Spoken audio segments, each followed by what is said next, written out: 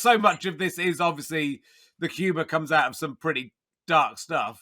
But it is, it still remains funny. I think what's interesting is when someone who's a funny writer who writes comedies goes into writing novels or enters the world of literature, you are then the absolute funniest person that's ever lived, because a funny novel would be, have 3 jokes in it, whereas someone who understands comedy writing, a novel packs it with funny incidents and funny characters.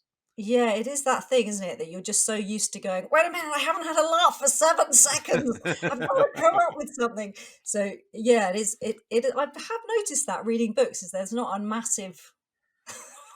I've been reading more books since I've been writing Yeah. them, and I'm like, oh, there's not a massive pressure for people to make jokes, No. and also that it's quite, you can just put in. Yeah, you're right. You put in 7 jokes in a chapter, and you're like, this is like comedy, proper knockabout comedy.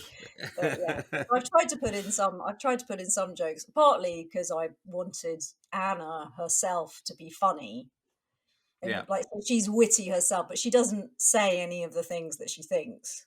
So it was quite useful for me, because I normally do screenwriting, and so I don't.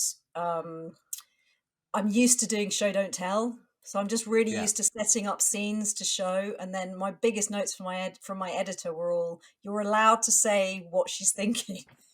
You're allowed to like just say it out loud. What's she thinking? What does she want?"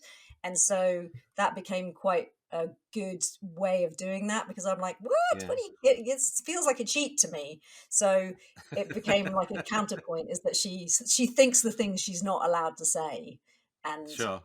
yeah, yeah. So the rude things about the world that you don't say out loud. Yeah.